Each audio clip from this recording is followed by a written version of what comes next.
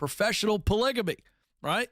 You're cheating on, you got them sister wives, the multiple wives, multiple companies, and it's now being called overemployment, which I think is a silly term. How's it going, everybody? We got another video from Ken Coleman, and it's another classic Ken Coleman take, and we're going to debunk it. This time is having multiple jobs, cheating. Well, to Ken, if you're working at multiple companies at the same time, full-time, then that is analogous to having multiple wives and cheating on all of them at the same time. That is Ken's analogy, not mine, and we'll get into that. So if you're ready for this roast, do me a favor, click that thumbs up button, click that subscribe button, and if you want some pragmatic career advice, then you can check my links down in the description. I've got resume reviews, and I'll make you a brand new one from scratch. Different coaching slots available if you're interested. And then coming real soon, I'm re-releasing my completely refreshed business course, and then one on AI and how that's changing everything I do, and even HR ladies and everyone that I've showed everything I've learned about AI so far. So if you're interested, again, the links are down there in the description. But now it's time to talk about the man of the hour, Kenneth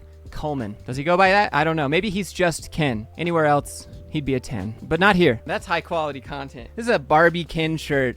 I even got the same setup covering half my face like Ken. That's high quality content. Hit the sub button. We've talked about this spottingly as stories have arisen. Certainly began during 2020 and 2021. People working two jobs. We've talked about on this program. We called it professional polygamy, right? Do you see what I mean? Right off the bat, professional polygamy. Is it cheating? In my opinion, no. Is it legal?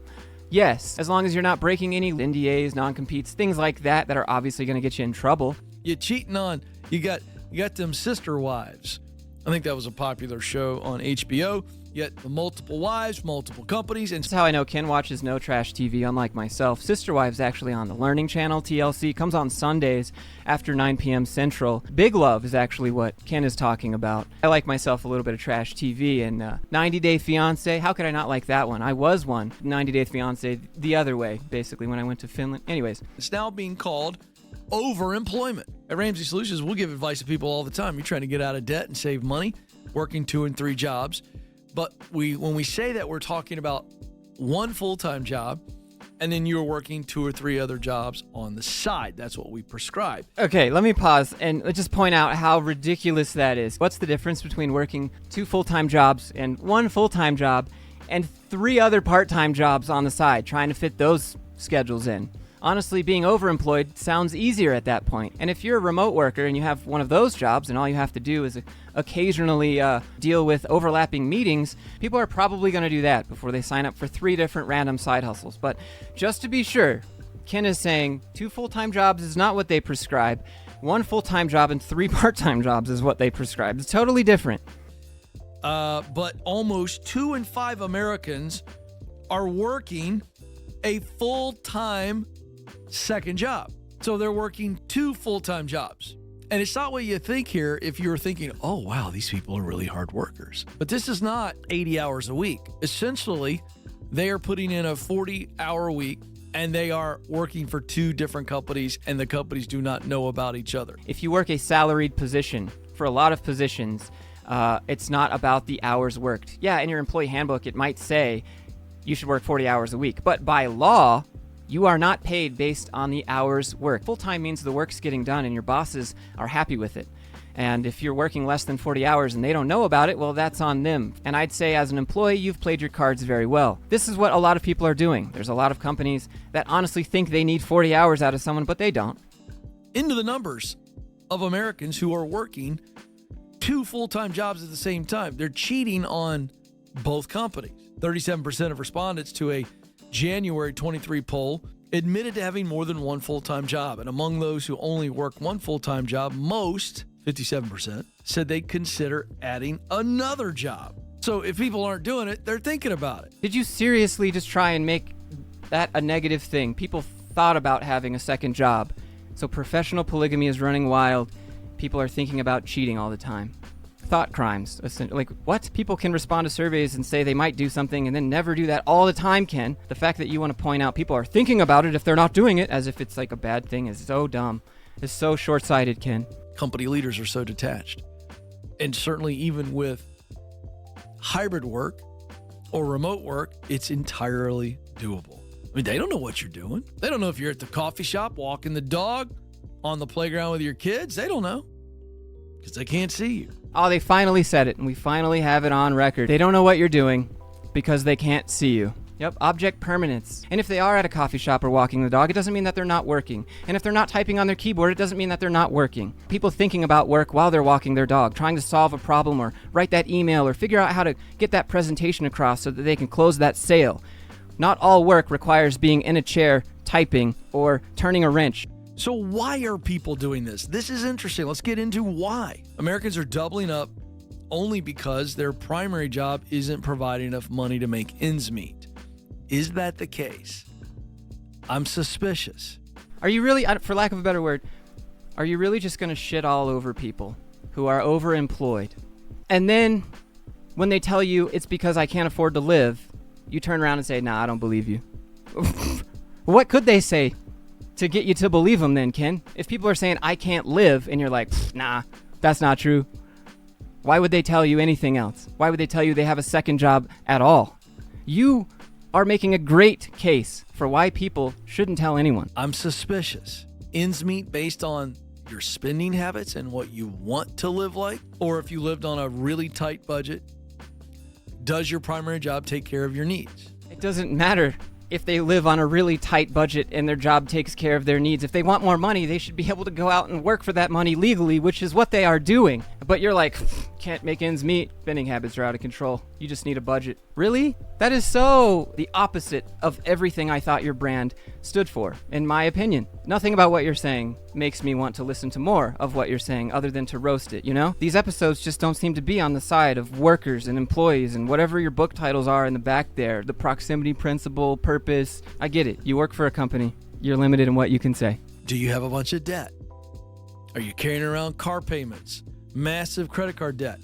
If that's the case in this situation, that's on you. They might have a bunch of debt, but that doesn't mean it's because they bought a bunch of Gucci bags and shoes that they didn't need, Ken, but I assume that's what you're going to think, that people just have debt from endless credit card spending. It wouldn't be for medical debt, which is also a huge expense for a lot of people here in the U.S. that don't have insurance or didn't have insurance when that oops happened or whatever. Go ahead, shame people more. Maybe they are carrying around car payments. Maybe that was the only way they could get a car. Maybe they didn't have cash to buy it outright. Maybe they didn't have parents to give them money or whatever. Like, are you going to guilt people for not following the steps you're about to outline? As if they did those things, then they would only need one full-time job. It's interesting to me. And what Americans will do to live the lifestyle they want that they can't afford, and then they get themselves in a situation like this to where they're lying, cheating on other companies. Almost half of the respondents said they're worried their current job will lay them off, and they're seeking another as a backup plan.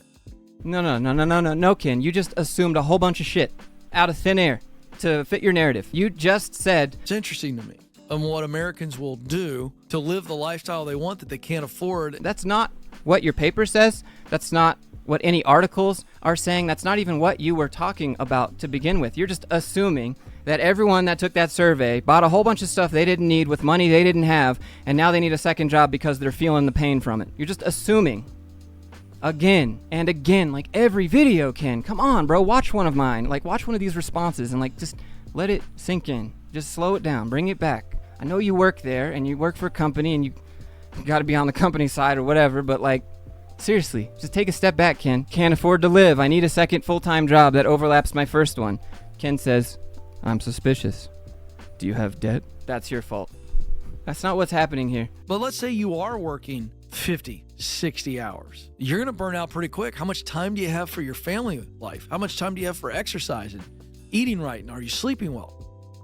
This has profound impact on it. It's not your concern, company. Let me do me. I'll worry about me. You let me worry about my free time and my health and what I want to eat and all that stuff. Let me do me. I don't need your judgment. Thanks. It's also legally really gray. Many companies have HR policies in place that prohibit employees from working another role in the same industry. So if you were to be found out, and we shared stories on this program, could be sued, certainly fired on the spot. Fired on the spot, as if, like, it doesn't happen that way normally. I mean, even if you're not overemployed and they fire you, you usually get fired on the spot, right? Lose benefits. Yeah, that's what happens when you get fired, Ken. Yep.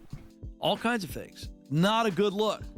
Be smart about how you're doing this. If you're doing 2 full-time jobs, especially if they're paying like 6 figures, like in these examples. But these people already know that. The good companies, they don't care what you're doing as long as you're getting the work done and bringing the value that they hired you on for. A part of me wonders if one of the audience members maybe called in and said they paid off all their debt with 2 full-time jobs, how they would react. Would you even make it to the live part of the show? Would you get filtered out? Or would they pause and say, 2 full-time jobs? Hold on, you paid your debt with what? Not 1 full-time and 2 or 3 part-times? And like make a thing about it? Or would they just say, oh, that's great, and then ring the debt bell for you like everyone else? Because Ken, at least here, has an entire almost 10-minute video talking about how having multiple full-time jobs is professional polygamy. Sometimes I think they forget the audience that they're talking to. 20% said they simply were not busy enough at their full-time gig to justify not making the most of their time.